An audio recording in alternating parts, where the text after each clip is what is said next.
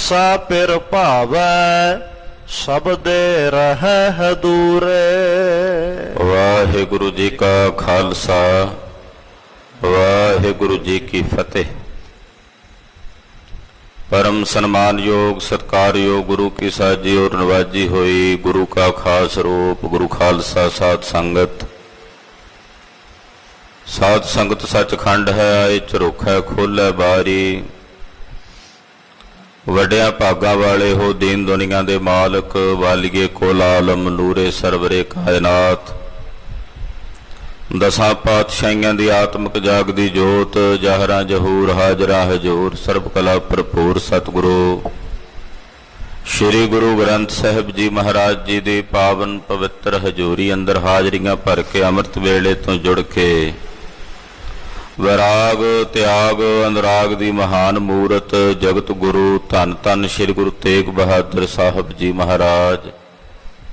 तेग बहादुर सिमरिया घर नौ निध आवै धाए सब थाई होए सहाय। ऐसे दीन दयाल भगत बचल सतगुरां दे पवित्र पावन चरण छो प्राप्त इतिहासक स्थान ते अमृत वेले तो हाजरियां भर के श्री आसा जी दी वार दे शब्द कीर्तन रागी ਸਿੰਘਾਂ ਦੀ रसना तो आप जी ने अदब सत्कार शरधा सहित सरवण कीते ਹਨ। गुरुदेव ने अमृत वेले तख्तां ते विद्वान हुंदियां प्रकाशमान हुंदियां समूह संगतां नूं अपने दर्शन दिदारे बख्शदियां पावन पवित्र श्री मुखवाक हुक्मनामे दी दात सानू सारियां नूं बख्शिश कीती है। राग वडहंस विच सतगुरु तीसरे पातशाह धन गुरु अमरदास साहब जी महाराज जी ने अज दे पावन शब्द दी दात सानू सारियां नूं बख्श के निवाजिया है। आओ कुछ समय लई सुरतियां बिरतियां महाराज तीसरे पातशाह धन गुरु अमरदास साहब जी दे पवित्र चरण कमलां नाल जोड़िए।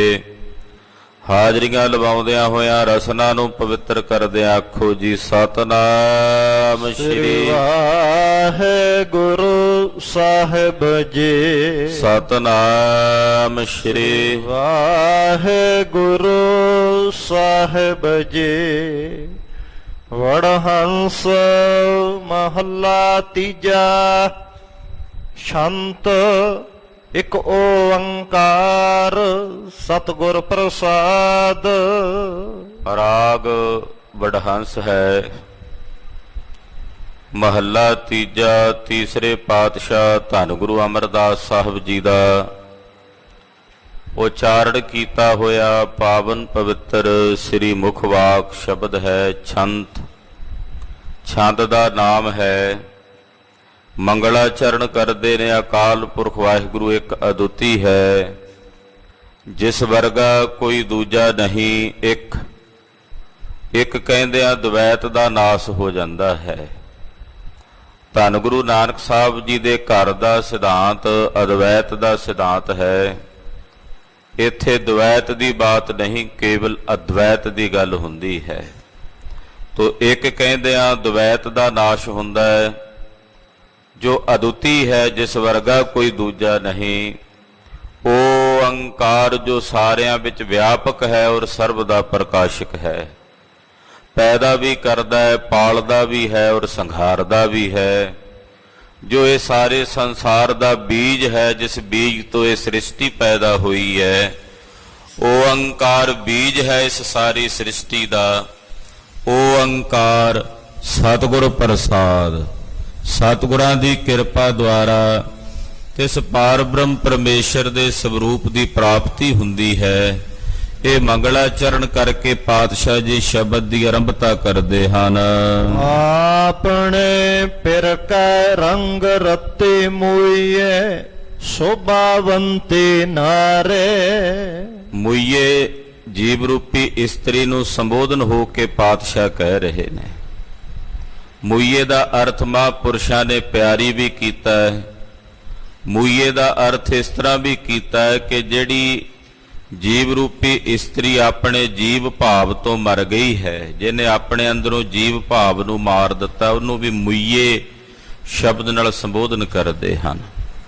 संबोधन करदिआं महाराज जी कहंदे हे मुइये जीव रूपी इस्त्रीए ਜਿਹੜੀਆਂ ਜੀਵ ਰੂਪੀ ਇਸਤਰੀਆਂ ਆਪਣੇ ਪਿਰ ਵਾਹਿਗੁਰੂ ਪਤੀ ਪਰਮੇਸ਼ਰ ਦੇ ਪ੍ਰੇਮ ਦੇ ਰੰਗ ਵਿੱਚ ਰੰਗੀਆਂ ਹੁੰਦੀਆਂ ਹਨ, ਜੋ ਉਸ ਅਕਾਲ ਪੁਰਖ ਵਿਧਾਤੇ ਦੇ ਪ੍ਰੇਮ ਦੇ ਰੰਗ ਵਿੱਚ ਰੰਗੀਆਂ ਗਈਆਂ ਹਨ, ਉਹ ਜੀਵ ਰੂਪੀ ਇਸਤਰੀਆਂ ਸੋਭਾ ਵਾਲੀਆਂ ਹੋ ਜਾਂਦੀਆਂ ਹਨ।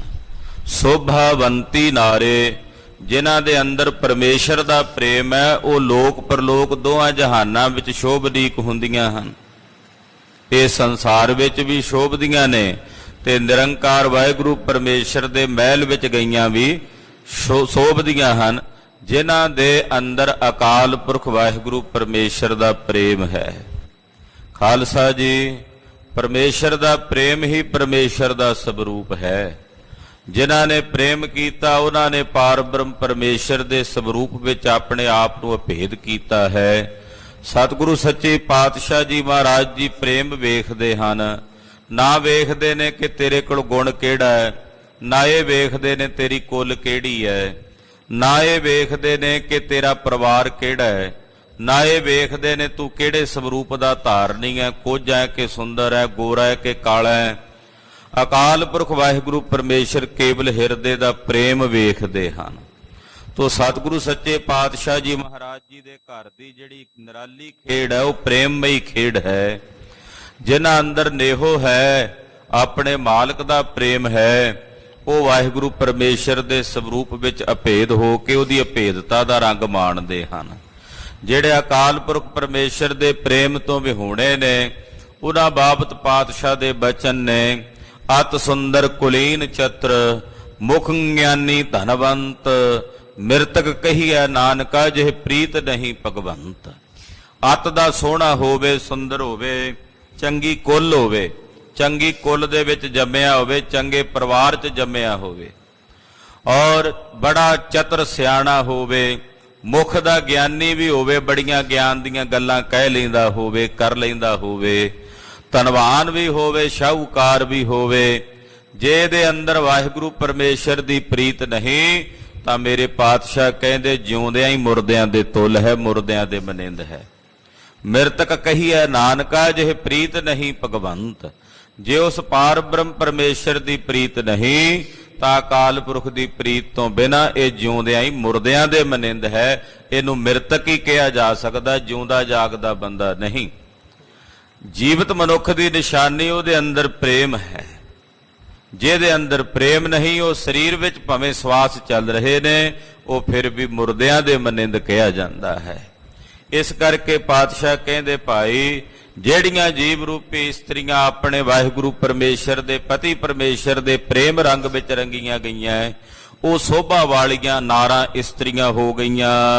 ਸੱਚਾ ਸ਼ਬਦ ਮਿਲ ਰਹੇ ਮੂਈਏ, ਪਿਰ ਰਾਵੇ ਭਾਏ ਪਿਆਰੇ। ਜਿਹੜੀਆਂ ਜੀਵ ਰੂਪੀ ਇਸਤਰੀਆਂ ਆਪਣੇ ਸਤਿਗੁਰੂ ਜੀ ਦੇ ਸੱਚੇ ਸ਼ਬਦ ਦੇ ਵਿੱਚ ਮਿਲ ਰਹੀਆਂ ਹਨ। ਹੇ ਮੁਈਏ, ਹੇ ਜੀਵ ਰੂਪੀ ਇਸਤਰੀਏ, ਹੇ ਪਿਆਰੀ ਜੀਵ ਰੂਪੀ ਇਸਤਰੀਏ, ਜਿਹੜੀਆਂ ਜੀਵ ਰੂਪੀ ਇਸਤਰੀਆਂ ਸਤਿਗੁਰਾਂ ਦੇ ਸ਼ਬਦ ਵਿੱਚ ਮਿਲ ਜਾਂਦੀਆਂ ਹਨ। ਸੱਚਾ ਸ਼ਬਦ ਮਿਲ ਰਹੀ ਮੁਈਏ, ਸਤਿਗੁਰਾਂ ਦਾ ਸ਼ਬਦ ਸੱਚਾ ਹੈ। ਜੋ ਇਹ ਸ਼ਬਦ ਆਪ ਜੀ ਸਰਵਣ ਕਰ ਰਹੇ ਹੋ, ਇਹ ਪਾਤਸ਼ਾਹ ਦਾ ਸੱਚਾ ਸ਼ਬਦ ਹੈ। ਜਿਹੜੀਆਂ ਇਸ ਸੱਚੇ ਸ਼ਬਦ ਵਿੱਚ ਰਮ ਜਾਂਦੀਆਂ ਹਨ, ਭਾਵ ਜਿਨ੍ਹਾਂ ਦੇ ਹਿਰਦਿਆਂ ਵਿੱਚ ਗੁਰੂ ਕਾ ਉਪਦੇਸ਼ ਵਸਦਾ ਹੈ, ਜੋ ਗੁਰੂ ਉਪਦੇਸ਼ ਦੇ ਧਾਰਨੀ ਹਨ, ਪਾਤਸ਼ਾਹ ਕਹਿੰਦੇ ਇਹੋ ਜੀਆਂ ਜੀਵ ਰੂਪੀ ਇਸਤਰੀਆਂ ਨੂੰ ਵਾਹਿਗੁਰੂ ਪਰਮੇਸ਼ਰ ਆਪਣਾ ਪ੍ਰੇਮ ਤੇ ਆਪਣਾ ਪਿਆਰ ਬਖਸ਼ਦਾ ਹੈ। ਫਿਰ ਰਾਵੇ ਭਾਏ ਪਿਆਰੇ, ਉਹ ਬੜੇ ਪਿਆਰ ਸਹਿਤ ਪ੍ਰੇਮ ਸਹਿਤ ਐਸੀਆਂ ਜੀਵ ਰੂਪੀ ਇਸਤਰੀਆਂ ਨੂੰ ਰਾਵਦਾ ਹੈ, ਭਾਵ ਉਹਨਾਂ ਨੂੰ ਆਪਣੇ ਵਿੱਚ ਅਭੇਦ ਕਰਦਾ ਹੈ। ਸੱਚਾ ਭਾਏ ਪਿਆਰੇ ਕੰਤ ਸਵਾਰੇ, ਹਰ ਹਰ ਸਿਉ ਨੇ ਹੋ ਰਚਾਇਆ। ਜਿਹੜੀਆਂ ਜੀਵ ਰੂਪੀ ਇਸਤਰੀਆਂ ਉਸ ਸੱਚੇ ਵਾਹਿਗੁਰੂ ਪਾਰ ਬ੍ਰਹਮ ਪਰਮੇਸ਼ਰ ਦੇ ਪਿਆਰ ਵਿੱਚ ਰੰਗੀਆਂ ਹੋਈਆਂ ਹਨ, ਕੰਤਪਤੀ ਪ੍ਰਮਾਤਮਾ ਨਿਰੰਕਾਰ ਵਿਧਾਤੇ ਨੇ ਉਹਨਾਂ ਨੂੰ ਆਪ ਆਪਣੇ ਹੱਥੀਂ ਸਵਾਰਿਆ ਹੈ। ਭਾਵ ਉਹਨਾਂ ਨੂੰ ਅਤ ਸੁੰਦਰ ਕਰ ਦਿੱਤਾ ਹੈ, ਸ਼ੁਭ ਗੁਣਾਂ ਦੇ ਸਹਿਤ ਸੰਪੰਨ ਕਰ ਦਿੱਤਾ ਹੈ। ਹਰ ਹਰ ਸਿਉ ਨਿਹੋ ਰਚਾਇਆ। ਔਰ ਉਹਨਾਂ ਦੇ ਅੰਦਰ ਹਰੀ ਅਕਾਲ ਪੁਰਖ ਵਾਹਿਗੁਰੂ ਪਰਮੇਸ਼ਰ ਦਾ ਨਿਉ ਅਕਾਲ ਪੁਰਖ ਦਾ ਪ੍ਰੇਮ ਰਚਾ ਦਿੱਤਾ ਹੈ। ਆਪ ਗਵਾਇਆ ਤਾਂ ਪਿਰ ਪਾਇਆ, ਗੁਰ ਕੈ ਸ਼ਬਦ ਸਮਾਇਆ। ਜਿਨ੍ਹਾਂ ਜੀਵ ਰੂਪੀ ਇਸਤਰੀਆਂ ਨੇ ਆਪਣੇ ਅੰਦਰੋਂ ਆਪਣਾ ਆਪਾ ਭਾਵ ਗਵਾ ਦਿੱਤਾ। ਬੜਾ ਔਖਾ ਹੈ ਆਪੇ ਨੂੰ ਗਵਾਉਣਾ। ਆਪਾ ਜਣਾਉਣਾ ਅਸੀਂ ਸਾਰੇ ਹੀ ਜਾਣਦੇ ਹਾਂ। ਕਿਵੇਂ ਆਪਣੇ ਬਾਰੇ ਕਿਸੇ ਨੂੰ ਦੱਸਣਾ, ਮੈਂ ਫਲਾਣਾ ਸਿਉ, ਅਮਕਾ ਸਿਉ, ਫਲਾਣੀ ਜਗ੍ਹਾ ਦਾ ਰਹਿਣ ਵਾਲਾ, ਇਹ ਅਸੀਂ ਸਭ ਜਾਣਦੇ ਆਪਣੇ ਆਪੇ ਬਾਰੇ। ਆਪਣਾ ਆਪਾ ਜਣਾਉਣਾ ਸੌਖਾ ਹੈ, ਪਰ ਆਪਣੇ ਆਪੇ ਨੂੰ ਮਿਟਾਉਣਾ ਤੇ ਆਪਣੇ ਆਪੇ ਨੂੰ ਗਵਾਉਣਾ ਇਹ ਬੜੀ ਕਠਿਨ ਘਾਲਣਾ ਹੈ। ਮਹਾਪੁਰਸ਼ ਮਹਾਤਮਾ ਦੱਸਦੇ ਕਿ ਜਦੋਂ ਆਪੇ ਨੂੰ ਗਵਾਉਣਾ ਉਹਦੇ ਲਈ ਲੈ ਚਿੰਤਨ ਕਰੋ। ਲੈ ਚਿੰਤਨ, ਇੱਕ ਨੂੰ ਦੂਜੇ ਵਿੱਚ ਲੈ ਕਰਦੇ ਚਲੇ ਜਾਓ। ਪਹਿਲਾਂ ਜਦੋਂ ਲੈ ਚਿੰਤਨ ਹੋਵੇਗਾ ਬਾਹਰਲੇ ਪਦਾਰਥ ਨਜ਼ਰ ਆਉਣਗੇ, ਵਸਤੂਆਂ ਨਜ਼ਰ ਆਉਣਗੀਆਂ। ਚਿੰਤਨ ਇਹ ਕਰਨਾ ਹੈ ਕਿ ਪਦਾਰਥ ਨਸ਼ਵਰ ਨੇ, ਮੇਰੇ ਜਨਮ ਤੋਂ ਪਹਿਲਾਂ ਨਹੀਂ ਸੀ, ਮਰਨ ਤੋਂ ਬਾਅਦ ਨਹੀਂ ਰਹਿਣੇ। ਇਹ ਨਾਸ਼ਵਾਨ ਨੇ, ਵਿਨਸਣੇ ਵਾਲੇ ਹਨ। ਜਦੋਂ ਪਦਾਰਥਾਂ ਤੋਂ ਉਪਰਾਮ ਬਿਰਤੀ ਹੋਵੇਗੀ, ਫਿਰ ਜੁੜੇਗੀ ਬਿਰਤੀ, ਫਿਰ ਧਿਆਨ ਆਵੇਗਾ ਆਪਣੇ ਪਰਿਵਾਰ ਵੱਲ, ਮਿੱਤਰਾਂ ਵੱਲ, ਸੰਬੰਧੀਆਂ ਵੱਲ। ਉਹਨਾਂ ਵੱਲ ਵੇਖ ਕੇ ਫਿਰ ਮਨ ਵਿੱਚ ਲੈ ਚਿੰਤਨ ਕਰਨਾ, ਇਹ ਵੀ ਕੇਵਲ ਇਸ ਸਰੀਰ ਦੇ ਸਾਥੀ ਨੇ, ਸਰੀਰ ਦੇ ਬਿਨਸਦਿਆਂ ਇਹਨਾਂ ਨੇ ਵੀ ਛੱਡ ਚਲੇ ਜਾਣਾ। ਉਸ ਤੋਂ ਬਾਅਦ ਫਿਰ ਆਪਣਾ ਸਰੀਰ ਨਜ਼ਰ ਆਵੇਗਾ। ਫਿਰ ਇਸ ਸਰੀਰ ਨੂੰ ਨਸ਼ਵਰ ਜਾਣਨਾ ਕਿ ਮੇਰੇ ਜਨਮ ਤੋਂ ਪਹਿਲਾਂ ਨਹੀਂ ਸੀ, ਮਰਨ ਤੋਂ ਬਾਅਦ ਨਹੀਂ ਰਹਿਣਾ। ਵਰਤਮਾਨ ਦੇ ਸਮੇਂ 'ਚ ਕੇਵਲ ਭਰਮ ਦੀ ਦਸ਼ਾ ਵਿੱਚ ਭਾਸਦਾ ਹੈ ਨਹੀਂ, ਪਰ ਨਜ਼ਰ ਆ ਰਿਹਾ ਹੈ। ਇਹ ਨਸ਼ਵਰ ਹੈ। ਸਰੀਰ ਨੂੰ ਲੈ ਕਰਦਿਆਂ ਫਿਰ ਇਹਦੇ ਅੰਦਰ ਪ੍ਰਾਣ ਨਜ਼ਰ ਆਉਣਗੇ ਕਿ ਪ੍ਰਾਣਾਂ ਦੇ ਆਸਰੇ ਚੱਲਦਾ। ਇਹ ਸਰੀਰ ਤਾਂ ਜੜ ਹੈ, ਪਰ ਪ੍ਰਾਣ ਵੀ ਤਾਂ ਸੁਪਸ਼ੋਪਤੀ ਦੇ ਵਿੱਚ ਕੇਵਲ ਚੱਲ ਰਹੇ ਨੇ, ਪਤਾ ਕੁਝ ਨਹੀਂ, ਸੋਝੀ ਕੋਈ ਨਹੀਂ। ਜਦੋਂ ਗੂੜੀ ਨੀਂਦ 'ਚ ਪਏ ਹੋਈਏ, ਫਿਰ ਸਾਡੇ ਅੰਦਰ ਸਾਡਾ ਮਨ ਨਜ਼ਰ ਆਵੇਗਾ। ਮਨ ਨੂੰ ਵੀ ਇਹ ਜਾਣਦਾ ਵੀ ਇਹ ਤਾਂ ਫੁਰਨਿਆਂ ਕਫੁਰਨਿਆਂ ਦਾ ਸਮੂਹ ਹੈ, ਇਹ ਹੈ ਹੀ ਨਹੀਂ। ਫਿਰ ਕੇਵਲ ਬੁੱਧੀ ਨਜ਼ਰ ਆਵੇਗੀ, ਜਿਹਨੂੰ ਆਪਾਂ ਵਿਗਿਆਨਮੈ ਕੋਸ਼ ਕਹਿੰਦੇ ਆ। ਵਿਗਿਆਨਮੈ ਕੋਸ਼ ਤੋਂ ਪਰੇ ਫਿਰ ਆਨੰਦਮੈ ਕੋਸ਼ ਹੈ। ਕੇਵਲ ਆਨੰਦਮੈ ਕੋਸ਼ ਨੂੰ ਕਾਰਨ ਦੇ ਮਹਿਸੂਸ ਕਰਦੀ ਹੈ। ਉਸ ਤੋਂ ਪਰੇ ਆਤਮ ਸਵਰੂਪ ਦਾ ਚਿੰਤਨ ਹੁੰਦਾ ਹੈ। ਏਦਾਂ ਇੱਕ ਨੂੰ ਦੂਜੇ ਵਿੱਚ ਵਿਲੈ ਕਰਦਿਆਂ ਆਤਮ ਸਵਰੂਪ ਵਿੱਚ ਚਿੰਤਨ ਵਿੱਚ ਭੇਦ ਹੋ ਜਾਣਾ। ਇਹਨੂੰ ਲੈ ਚਿੰਤਨ ਕਹਿੰਦੇ ਹਨ। ਮੈਂ ਸਰੀਰ ਨਹੀਂ, ਮੈਂ ਇਸ ਸਰੀਰ ਦੇ ਵਿੱਚ ਰਹਿਣ ਵਾਲਾ, ਇਸ ਨੂੰ ਵੇਖਣ ਵਾਲਾ, ਇਸ ਦਾ ਦ੍ਰਿਸ਼ਟਾ ਹਾਂ। ਮੈਂ ਪ੍ਰਾਣ ਨਹੀਂ ਹਾਂ, ਮੈਂ ਪ੍ਰਾਣਾਂ ਨੂੰ ਜਾਣਨੇ ਵਾਲਾ, ਪ੍ਰਾਣਾਂ ਦਾ ਦ੍ਰਿਸ਼ਟਾ ਹਾਂ। ਮੈਂ ਮਨ ਵੀ ਨਹੀਂ ਹਾਂ, ਮੈਂ ਮਨ ਨੂੰ ਵੇਖਣ ਵਾਲਾ, ਮਨ ਦਾ ਦ੍ਰਿਸ਼ਟਾ ਹਾਂ। ਮੈਂ ਬੁੱਧੀ ਵੀ ਨਹੀਂ ਹਾਂ, ਕਿਉਂਕਿ ਮੈਂ ਬੁੱਧੀ ਨੂੰ ਜਾਣਨੇ ਵਾਲਾ, ਬੁੱਧੀ ਦਾ ਦ੍ਰਿਸ਼ਟਾ ਹਾਂ। ਇਉਂ ਆਪਣੇ ਸਰੂਪ ਵਿੱਚ ਆਪਣੇ ਬਿਰਤੀ ਨੂੰ ਲੈ ਕਰਦਿਆਂ ਲੈ ਚਿੰਤਨ ਕਰਦਿਆਂ ਮਹਾਪੁਰਸ਼ ਗੁਰਮੁਖ ਸਾਧਕ ਆਪਣੇ ਸਰੀਰ ਨੂੰ, ਇਹਦੀ ਮੈਂ ਮੇਰੀ ਦੀ ਬਿਰਤੀ ਨੂੰ ਤਿਆਗ ਦਿੰਦੇ। ਇਹਨੂੰ ਲੈ ਚਿੰਤਨ ਕਹਿੰਦੇ ਹਨ। ਆਪਾ ਭਾਵ ਗਵਾਣਾ ਕਹਿੰਦੇ ਹਨ। ਜਿਨ੍ਹਾਂ ਨੇ ਆਪਣਾ ਆਪਾ ਭਾਵ ਗਵਾ ਦਿੱਤਾ, ਆਪ ਗਵਾਇਆ ਤਾਂ ਪਿਰ ਪਾਇਆ, ਉਹਨਾਂ ਨੇ ਉਸ ਪਿਰਪਤੀ ਪਾਰ ਬ੍ਰਹਮ ਪਰਮੇਸ਼ਰ ਦੇ ਸਰੂਪ ਦੀ ਪ੍ਰਾਪਤੀ ਕੀਤੀ ਹੈ। ਗੁਰ ਕੈ ਸ਼ਬਦ ਸਮਾਇਆ, ਫਿਰ ਉਹ ਸਤਿਗੁਰਾਂ ਦੇ ਸ਼ਬਦ ਦੁਆਰਾ ਉਸ ਨਿਜ ਸਰੂਪ ਵਿੱਚ ਸਮਾ ਜਾਂਦੇ ਹਨ, ਅਭੇਦ ਹੋ ਜਾਂਦੇ ਹਨ। ਧਨ ਸ਼ਬਦ ਸੁਹਾਈ, ਪ੍ਰੇਮ ਕਸਾਈ, ਅੰਤਰ ਪ੍ਰੀਤ ਪਿਆਰੇ। ਸਾਧਨ ਉਹ ਜੀਵ ਰੂਪੀ ਇਸਤਰੀ ਜਿਹੜੀ ਸਤਿਗੁਰਾਂ ਦੇ ਸ਼ਬਦ ਦੁਆਰਾ ਸੁਹਾਈ, ਸ਼ੋਭਨੀਕ ਹੋ ਗਈ। ਜਿਹਨੇ ਗੁਰੂ ਕਾ ਸ਼ਬਦ ਸੁਣਿਆ, ਸਤਿਗੁਰਾਂ ਦੇ ਸ਼ਬਦ ਦਾ ਮਨਨ ਕੀਤਾ, ਕਮਾਈ ਕੀਤੀ, ਉਹ ਸ਼ੋਭਨੀਕ ਹੋ ਗਈ। ਪ੍ਰੇਮ ਕਸਾਈ, ਨਿਰੰਕਾਰ ਵਿਧਾਤੇ ਅਕਾਲ ਪੁਰਖ ਪਰਮੇਸ਼ਰ ਦਾ ਜੋ ਪ੍ਰੇਮ ਹੈ ਗੁਰੂ ਪਿਆਰਿਓ, ਉਹ ਕਸਾਈ ਦਾ ਮਤਲਬ ਹੁੰਦਾ ਖਿੱਚ ਪਾਉਣ ਵਾਲਾ ਹੈ। ਜਿੱਥੇ ਪ੍ਰੇਮ ਹੁੰਦਾ ਉੱਥੇ ਖਿੱਚ ਹੁੰਦੀ ਹੈ, ਜਿੱਥੇ ਪ੍ਰੇਮ ਨਹੀਂ ਉੱਥੇ ਖਿੱਚ ਨਹੀਂ ਹੈ। ਸਾਡੀ ਕਿਸੇ ਮਿੱਤਰ ਨਾਲ ਸਾਡਾ ਪ੍ਰੇਮ ਹੈ ਤੇ ਉਹਦੇ ਪ੍ਰਤੀ ਸਾਡੇ ਅੰਦਰ ਖਿੱਚ ਹੋਵੇਗੀ, ਮਨ 'ਚ ਤੜਫ ਹੋਵੇਗੀ, ਉਹਨੂੰ ਮਿਲੀਏ। ਜਿਹਦੇ ਪ੍ਰਤੀ ਪ੍ਰੇਮ ਨਹੀਂ, ਉਹਨੂੰ ਮਿਲਣ ਦੀ ਕੋਈ ਖਿੱਚ ਨਹੀਂ। ਅਕਾਲ ਪੁਰਖ ਪਰਮੇਸ਼ਰ ਦਾ ਪ੍ਰੇਮ ਸਾਡੇ ਹਿਰਦੇ 'ਚ ਪ੍ਰਭੂ ਨੂੰ ਮਿਲਣ ਦੀ ਖਿੱਚ ਪੈਦਾ ਕਰਦਾ। ਸਤਿਗੁਰੂ ਜੀ ਦਾ ਪ੍ਰੇਮ ਸਤਿਗੁਰਾਂ ਨੂੰ ਮਿਲਣ ਦੀ ਖਿੱਚ ਪੈਦਾ ਕਰਦਾ। ਇਸ ਕਰਕੇ ਇੱਥੇ ਪਾਤਸ਼ਾਹ ਨੇ ਸ਼ਬਦ ਵਰਤਿਆ ਪ੍ਰੇਮ ਕਸਾਈ। ਕਸਾਈ ਦਾ ਮਤਲਬ ਇੱਥੇ ਕਸਾਬ ਨਹੀਂ, ਕਸਾਈ ਨਹੀਂ। ਜਿਹੜੇ ਵੱਢਦੇ ਜੀਵਾਂ ਨੂੰ ਕੱਟਦੇ ਉਹਨਾਂ ਨੂੰ ਵੀ ਕਸਾਈ ਕਹਿੰਦੇ ਹਨ, ਪਰ ਇੱਥੇ ਕਸਾਈ ਦਾ ਮਤਲਬ ਹੈ ਖਿੱਚ। ਅੱਖੀਂ ਪ੍ਰੇਮ ਕਸਾਈਆਂ ਜਿਉ ਬਿਲਕ ਮਸਾਈ ਰਾਮ। ਹੇ ਪ੍ਰਭੂ, ਮੇਰੀਆਂ ਅੱਖਾਂ ਤੇਰੇ ਪ੍ਰੇਮ 'ਚ ਇਉਂ ਖਿੱਚੀਆਂ ਪਈਆਂ ਹਨ ਜਿਵੇਂ ਕੋਈ ਬਿੱਲੀ ਕਿਸੇ ਚੂਹੇ ਦੀ ਖੁੱਡ ਤੇ ਬੈਠੀ ਆਪਣੀ ਅੱਖਾਂ ਦੀ ਤਾਰ ਲਾ ਕੇ ਉਸ ਚੂਹੇ ਵੱਲ ਵੇਖਦੀ, ਉਹਦੀਆਂ ਅੱਖਾਂ ਖਿੱਚੀਆਂ ਰਹਿੰਦੀਆਂ, ਕਦੋਂ ਚੂਹਾ ਨਿਕਲੇ ਤੇ ਧਰ ਦਬੋਚਾਂ। ਹੇ ਪ੍ਰਭੂ, ਤੇਰੇ ਪ੍ਰੇਮ 'ਚ ਮੇਰੀਆਂ ਅੱਖਾਂ ਖਿੱਚੀਆਂ ਗਈਆਂ ਹਨ ਔਰ ਇੱਕੋ ਤੜਫ ਲੱਗੀ ਹੋਈ ਹੈ, ਕਦੋਂ ਵੇਲਾ ਆਵੇ ਕਿ ਮੈਨੂੰ ਤੇਰੇ ਦੀਦਾਰਾਂ ਦੀ, ਤੇਰੇ ਦਰਸ਼ਨਾਂ ਦੀ ਝਲਕ ਪ੍ਰਾਪਤ ਹੋਵੇ। ਪਾਤਸ਼ਾਹ ਕਹਿੰਦੇ, ਹੇ ਪ੍ਰਭੂ, ਉਹੀ ਜੀਵ ਰੂਪੀ ਇਸਤਰੀਆਂ ਜਿਹੜੀਆਂ ਸਤਿਗੁਰਾਂ ਦੇ ਸ਼ਬਦ ਦੁਆਰਾ ਸ਼ੋਭਦੀਕ ਹੋਈਆਂ ਹਨ, ਪ੍ਰੇਮ ਕਸਾਈ, ਉਹਨਾਂ ਅੰਦਰ ਪਰਮੇਸ਼ਰ ਦੇ ਪ੍ਰੇਮ ਦੀ ਖਿੱਚ ਬਣੀ ਹੈ, ਅੰਤਰ ਪ੍ਰੀਤ ਪਿਆਰੀ, ਉਹਨਾਂ ਦੇ ਅੰਦਰ ਵਾਹਿਗੁਰੂ ਪਰਮੇਸ਼ਰ ਦਾ ਪਿਆਰ ਹੈ, ਅਕਾਲ ਪੁਰਖ ਪਰਮੇਸ਼ਰ ਦੀ ਪ੍ਰੀਤ ਹੈ। ਨਾਨਕ ਸਾਧਨ ਮੇਲ ਲਈ ਪਿਰ ਆਪੇ, ਸਾਚੈ ਸਾਹੇ ਸਵਾਰੇ। ਧੰਨ ਸ਼੍ਰੀ ਗੁਰੂ ਅਮਰਦਾਸ ਸਾਹਿਬ ਜੀ ਨਿਮਾਣਿਆਂ ਦੇ ਮਾਣ ਸਤਿਗੁਰੂ ਫਰਮਾਉਂਦੇ, ਸਾਧਨ ਮੇਲ ਲਈ ਪਿਰ ਆਪੇ। ਉਸ ਜੀਵ ਰੂਪੀ ਇਸਤਰੀ ਨੂੰ ਮੇਰੇ ਪਿਰ ਵਾਹਿਗੁਰੂ ਪਰਮੇਸ਼ਰ ਨੇ ਆਪਣੇ ਨਾਲ ਮੇਲ ਲਿਆ। ਸਾਚੈ ਸਾਹੇ ਸਵਾਰੀ, ਔਰ ਸੱਚੇ ਸਾਹਿਬ ਨੇ ਜਿਨ੍ਹਾਂ ਨੂੰ ਆਪ ਆਪਣੇ ਹੱਥੀਂ ਸਵਾਰਿਆ, ਭਾਵ ਸ਼ੁਭ ਗੁਣਾਂ ਦੇ ਸਹਿਤ ਸੰਪੰਨ ਕੀਤਾ ਹੈ। ਨਿਰਗੁਣਵੰਤੜੀਏ ਪਿਰ ਦੇਖ ਹਦੂਰੇ ਰਾਮ। ਇਹ ਨਿਰਗੁਣਵੰਤੜੀਏ, ਤੇਰੇ 'ਚ ਕੋਈ ਵੀ ਗੁਣ ਨਹੀਂ, ਤੂੰ ਗੁਣਾਂ ਤੋਂ ਵੀ ਹੋਣੀ ਹੈ। ਐ ਨਿਰਗੁਣਵੰਤੜੀਏ ਭਾਵ ਨਿਰਗੁਣ ਆਰੀਏ, ਉਸ ਅਕਾਲ ਪੁਰਖ ਵਾਹਿਗੁਰੂ ਪਰਮੇਸ਼ਰ ਨੂੰ ਆਪਣੇ ਹਾਜ਼ਰਾਂ ਹਜ਼ੂਰ ਵੇਖ। ਫਿਰ ਦੇਖ ਹਦੂਰੇ ਰਾਮ, ਫਿਰ ਨੂੰ, ਪਤੀ ਨੂੰ, ਪਰਮੇਸ਼ਰ ਨੂੰ ਆਪਣੇ ਹਾਜ਼ਰਾਂ ਹਜ਼ੂਰ ਵੇਖ।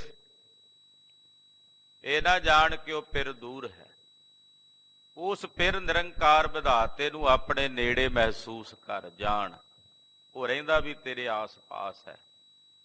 ਆਕਾਸ਼ ਕਿਤਨਾ ਸੂਖਸ਼ਮ ਤੇ ਵਿਆਪਕ ਹੈ, ਅਕਾਲ ਪੁਰਖ ਇਸ ਆਕਾਸ਼ ਨਾਲੋਂ ਵੀ ਸੂਖਸ਼ਮ ਤੇ ਵਿਆਪਕ ਹੋ ਕੇ ਸਰਬ ਥਾਈਂ ਮੌਜੂਦ ਹੈ। ਇਸ ਕਰਕੇ ਹੇ ਨਿਰਗੁਣਵੰਤੜੀਏ, ਉਸ ਪਿਰਪਤੀ ਪਾਰ ਬ੍ਰਹਮ ਪਰਮੇਸ਼ਰ ਨੂੰ ਆਪਣੇ ਹਜ਼ੂਰ, ਆਪਣੇ ਸਨਮੁਖ ਵੇਖੜਾ ਕਰ।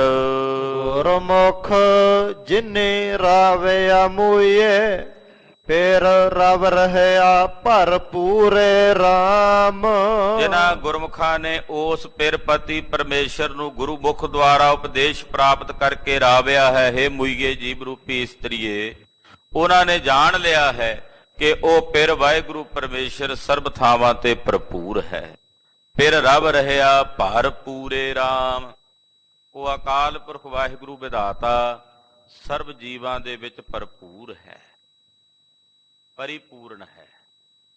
ਭਰਪੂਰੇ ਆਮ ਕਰਕੇ ਉਚਾਰਨ ਕਈ ਵਾਰੀ ਮੂੰਹ ਹੋ ਜਾਂਦਾ ਭਰਪੂਰੇ,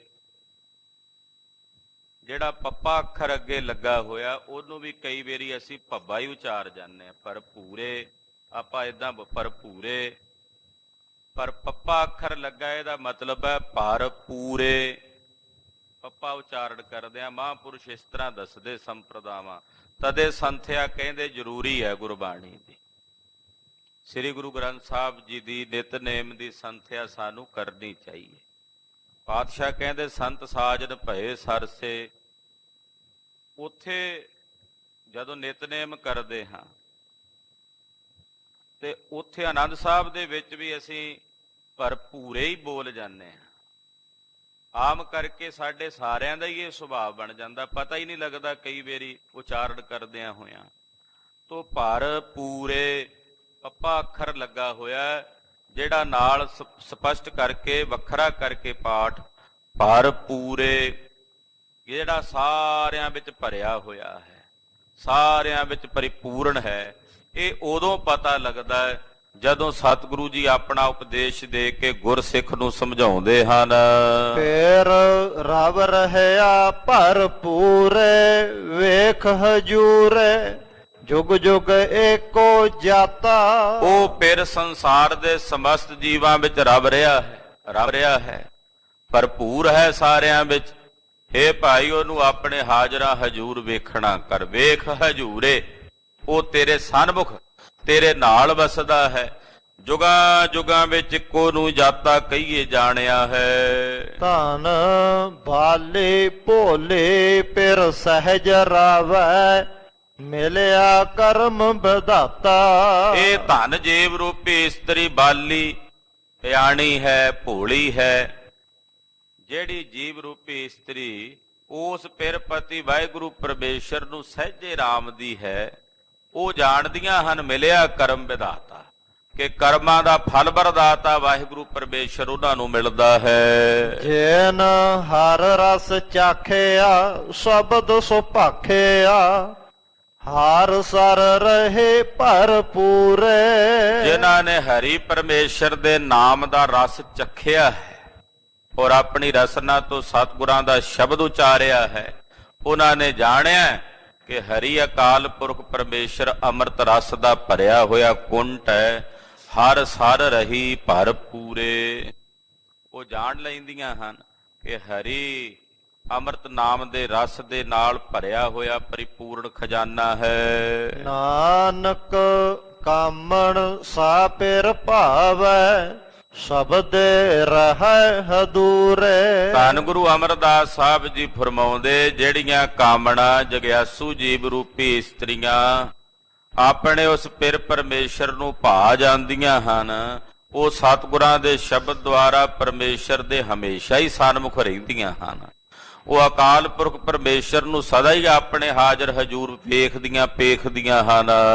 ਸੁਹਾਗਣੇ ਜਾਏ ਪੁੱਛੋ ਮੁਏ ਜਿਨ ਵਿੱਚੋਂ ਹੋ ਆਪ ਗਵਾਇਆ।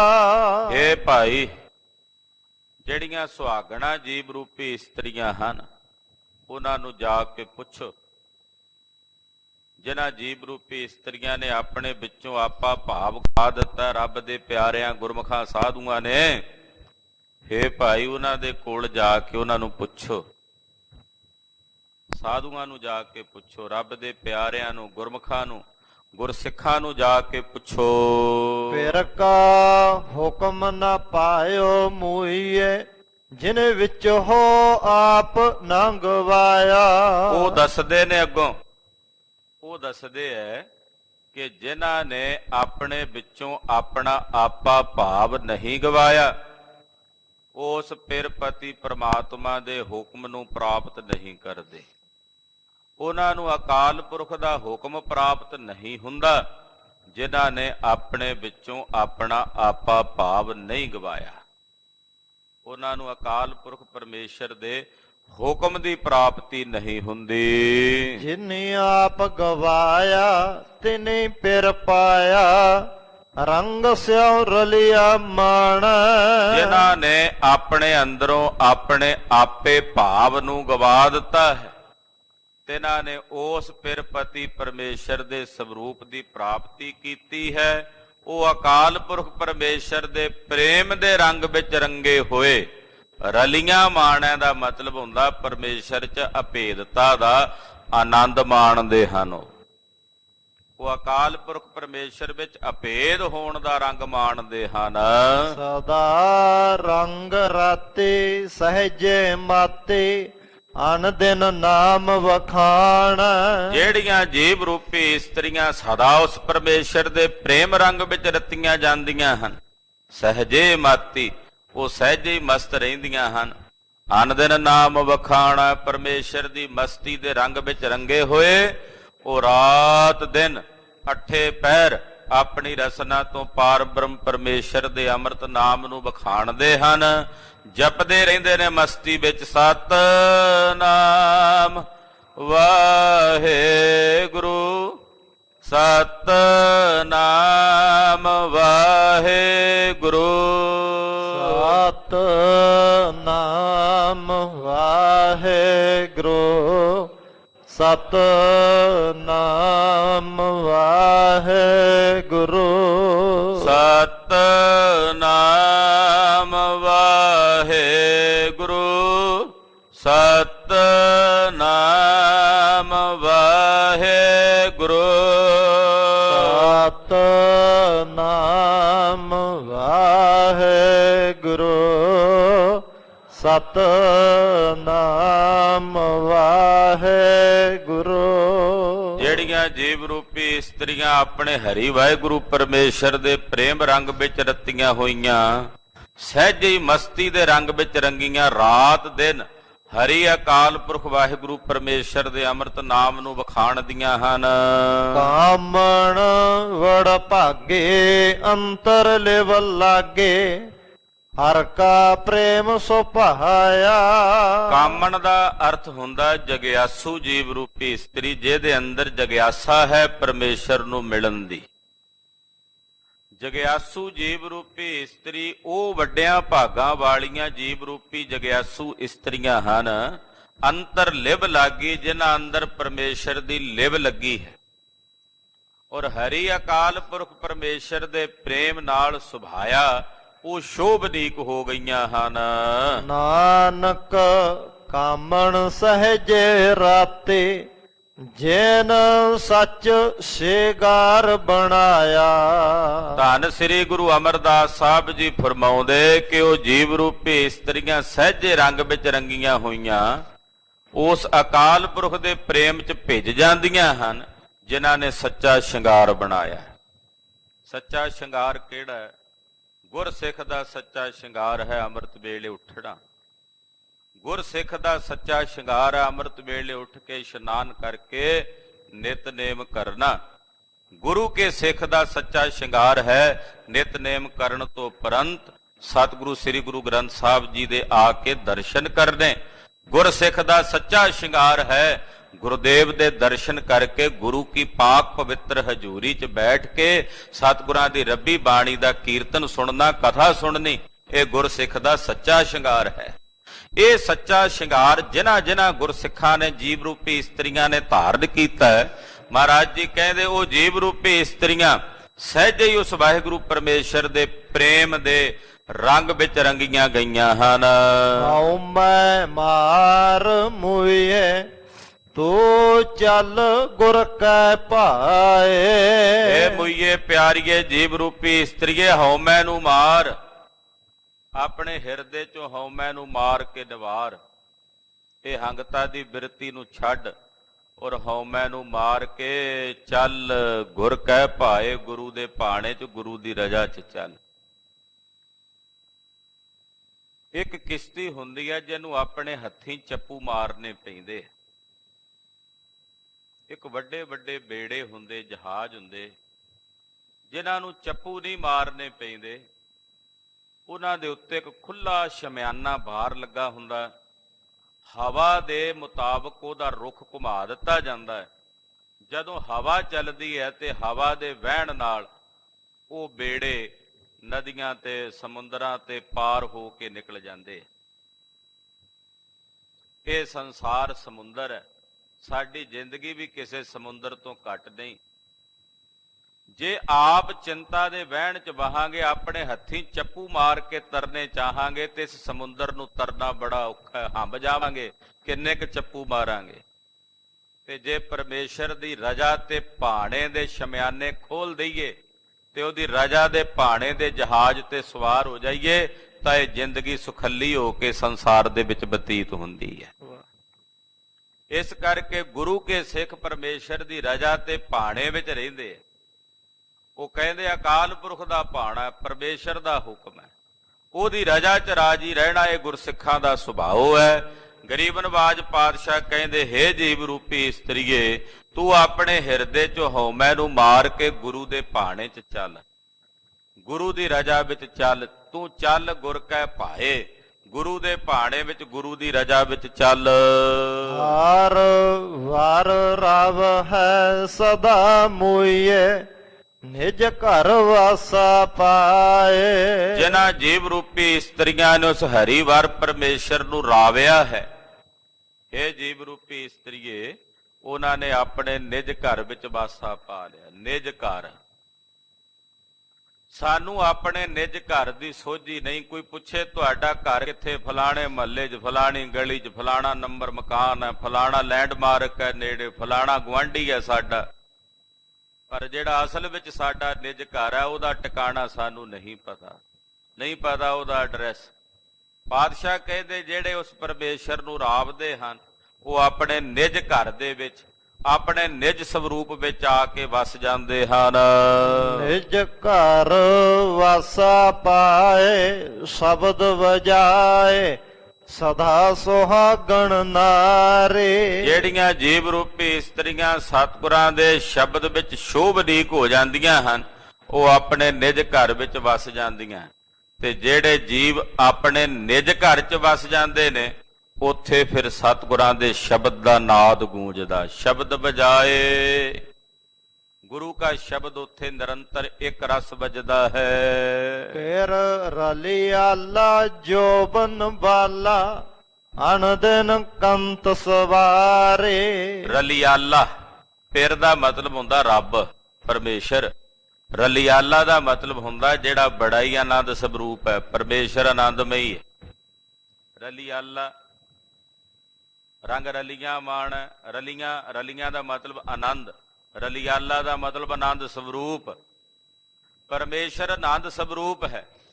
ਜਿੱਥੇ ਉਹ ਆਨੰਦ ਸਰੂਪ ਹੈ ਜੋਬਨ ਬਾਲਾ, ਉੱਥੇ ਉਹ ਸਦਾ ਹੀ ਜਵਾਨ ਰਹਿਣ ਵਾਲਾ ਨਵਾਂ ਹੈ, ਜੋਬਨ ਵਾਲਾ ਹੈ, ਯਾਨੀ ਕਿ ਸਦਾ ਹੀ ਜਵਾਨ ਰਹਿੰਦਾ।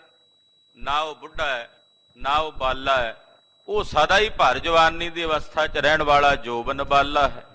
ਅਨ ਦਿਨ ਕੰਤ ਸਵਾਰੀ, ਉਸ ਕੰਤਪਤੀ ਪ੍ਰਮਾਤਮਾ ਨੇ ਆਪਣੀ ਜੀਵ ਰੂਪੀ ਇਸਤਰੀ ਨੂੰ ਆਪ ਆਪਣੇ ਹੱਥੀਂ ਸਵਾਰਿਆ, ਆਪਣੇ ਹੱਥੀਂ ਸ਼ੁਭ ਗੁਣਾਂ ਦੇ ਸਹਿਤ ਸੰਪੰਨ ਕੀਤਾ ਹੈ। ਹਾਰ ਵਰ ਸੁਹਾਗੋ ਮਸਤਕ ਭਾਗੋ ਸੱਚਾ ਸ਼ਬਦ ਸੁਹਾਏ। ਭਾਈ ਜਿਨ੍ਹਾਂ ਦੇ ਮੱਥੇ ਤੇ ਚੰਗੇ ਭਾਗ ਹਨ, ਜਿਹੜੀਆਂ ਸਤਿਗੁਰਾਂ ਦੇ ਸ਼ਬਦ ਦੁਆਰਾ ਸ਼ੋਭਨੀਕ ਹੋਈਆਂ ਨੇ, ਉਹਨਾਂ ਨੂੰ ਹਰੀ ਵਰ ਪਤੀ ਪ੍ਰਮਾਤਮਾ ਸੁਹਾਗ ਦੇ ਰੂਪ ਵਿੱਚ, ਪਤੀ ਪਰਮੇਸ਼ਰ ਦੇ ਰੂਪ ਵਿੱਚ ਪ੍ਰਾਪਤ ਹੋਇਆ ਹੈ। ਨਾਨਕ ਕਾਮਣ ਹਰ ਰੰਗ ਰਾਤੇ ਜਾ ਚੱਲੈ ਸਤਿਗੁਰ ਭਾਏ। ਧੰਨ ਸ੍ਰੀ ਗੁਰੂ ਅਮਰਦਾਸ ਸਾਹਿਬ ਜੀ ਫਰਮਾਉਂਦੇ ਕਿ ਜਿਹੜੀਆਂ ਕਾਮਣਾ ਜਗਿਆਸੂ ਜੀਵ ਰੂਪੀ ਇਸਤਰੀਆਂ ਆਪਣੇ ਮਾਲਕ ਦੇ ਸਤਿਗੁਰਾਂ ਦੇ ਭਾਣੇ ਵਿੱਚ ਹੁਕਮ 'ਚ ਚੱਲਦੀਆਂ ਹਨ, ਉਹ ਹਰੀ ਪਰਮੇਸ਼ਰ ਦੇ ਪ੍ਰੇਮ ਦੇ ਰੰਗ ਵਿੱਚ ਰੰਗੀਆਂ ਜਾਂਦੀਆਂ।